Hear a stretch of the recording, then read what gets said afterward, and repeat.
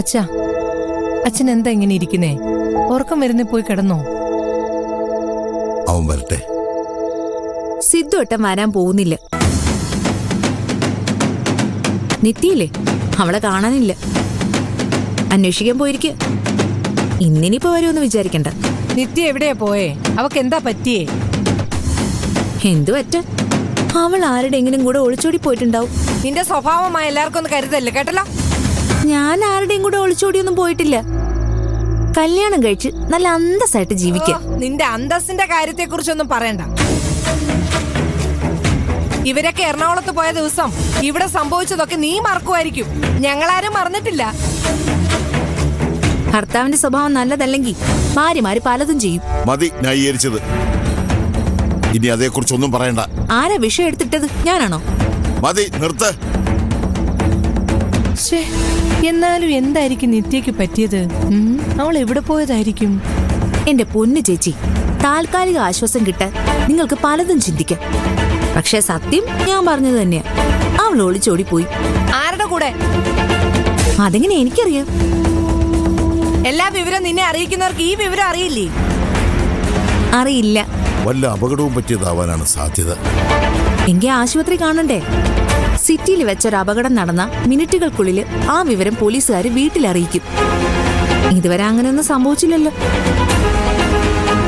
ഞാൻ പറഞ്ഞ സാധ്യതയല്ലാതെ വേറൊന്നും ഇക്കാര്യത്തിൽ നടക്കാൻ ഇടയില്ല. നിങ്ങൾക്കും അത് ബോധ്യപ്പെടും. നാളെ നേരെ ഒന്ന് വെളുത്തോട്ടെ.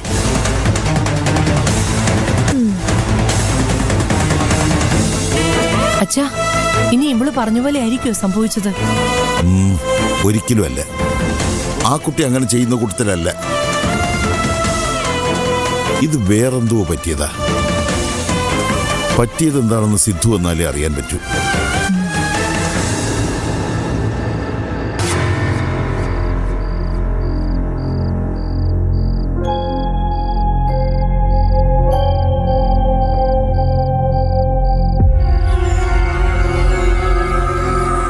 ഓ, അത് ശരി.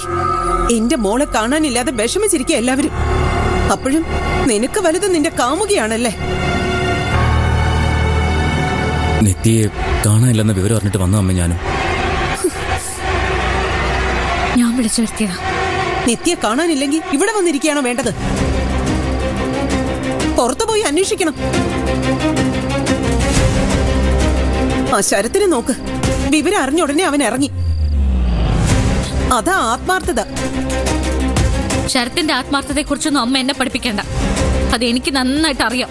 എന്താടി അവനൊരു കുഴപ്പം? അവൻ എന്ത് കുഴപ്പമോ ഇല്ലാത്തത്. വെറുതെ എന്നോട് വഴക്കിന് വരണ്ട അമ്മേ. അവനെ പുകഴ്ത്തുന്ന സമയത്തിരുന്ന് വലുതും പ്രാർത്ഥിക്കാൻ നോക്ക്.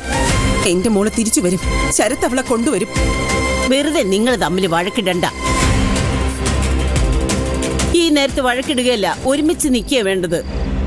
അത് സ്വന്തം മരുമോളെ പറഞ്ഞ് മനസ്സിലാക്ക. സോറി സിദ്ധു, ഞാൻ വിചാരിച്ചില്ല അമ്മ സിദ്ധുനോട് മോശമായിട്ട് പെരുമാറുന്നു.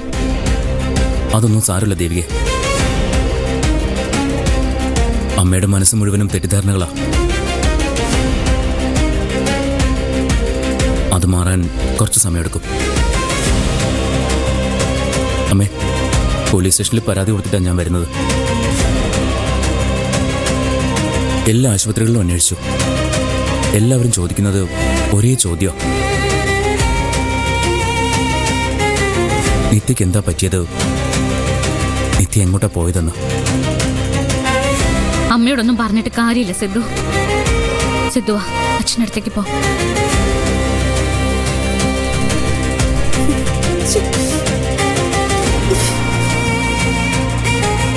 നീ എന്തിനടി അവനോട് അങ്ങനെയൊക്കെ പറയാൻ പോയത്? എടി, അവൻ നമ്മളെ സഹായിക്കാൻ വന്നിരിക്കുന്നവനല്ലേ? ആ നേരത്തെ ഇങ്ങനെയൊക്കെ പറയാൻ പാടുണ്ടോ? സഹായിക്കാൻ വന്നവൻ അകത്ത് കയറി ഇരിക്കുകയാണോ വേണ്ടത്? അല്ലെങ്കിൽ തന്നെ തീ പിടിച്ചിരിക്കുക. അതിനിടയിലാ ഓരോ അവന്മാരും. എത്രയും വേഗം എന്റെ മോളെ അന്വേഷിച്ചിറങ്ങുക വേണ്ടത്. അതാണോ അവൻ ചെയ്തത്? നീ കുറച്ചങ്ങ് ക്ഷമിക്ക്. ഇപ്പൊ ശത്രുക്കളുടെ പോലും സഹായം വേണ്ട നേരം. കാണാതായത് നിന്റെ മോളെയാ, അത് മനസ്സിലാക്കണം. ശരത്തും വിളിക്കുന്നില്ലല്ലോ, അവൻ എവിടെയാണോ എന്തോ.